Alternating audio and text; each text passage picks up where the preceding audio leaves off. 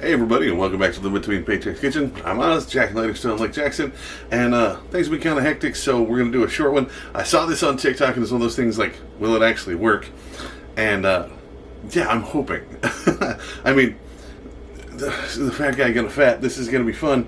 It's going to be way sugary, and it's never going to be any part of a balanced breakfast. There's no way to balance this, but fun little thing to splurge every now and then, or split it between some people, because this is going to be a lot of sugar.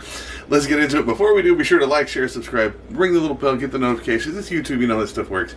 Also, we got a link down the doobly-doo. We have merch. We got aprons, pot holders, spatulas, flippers, the whole schmear down there.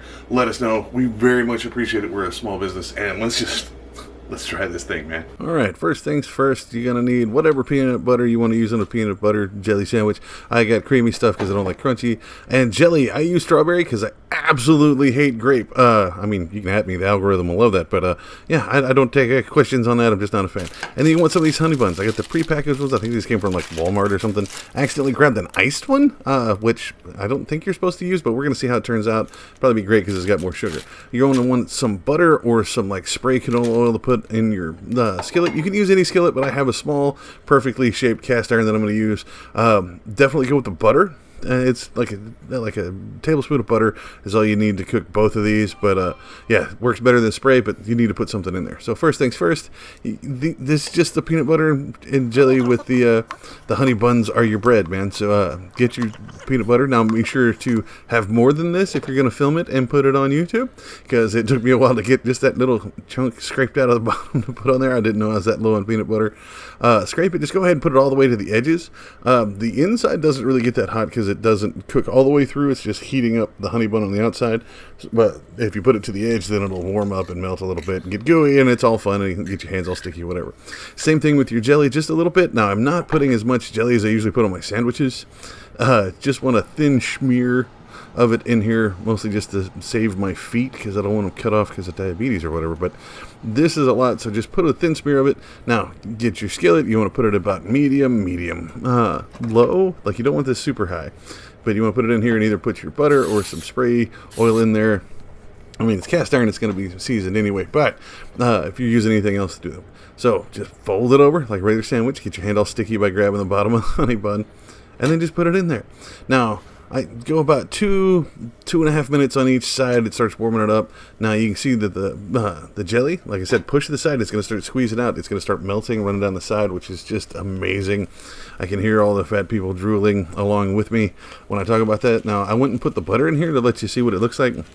Again, just like a quarter of a tablespoon of butter, like per side. And put it in there. You can see where it's starting to brown on the outside.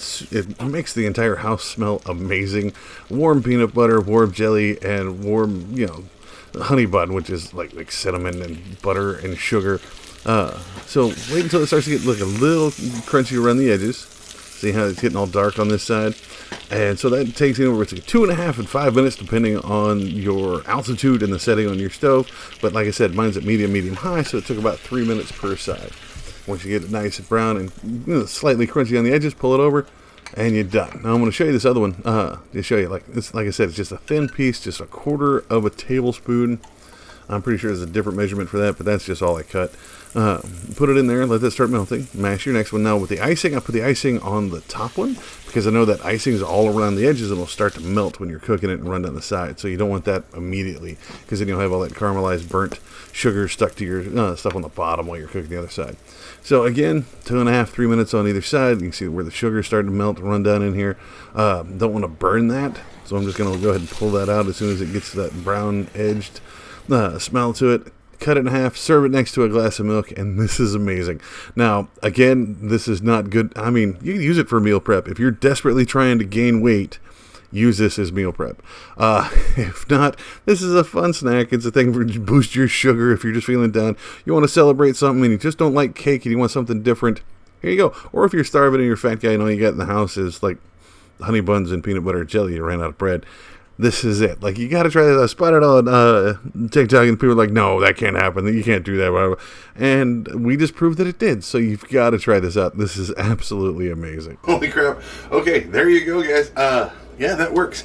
Don't eat this if you're planning on doing anything, because you will have the itis for 2 days. And if you didn't have the sugars before, you definitely will now.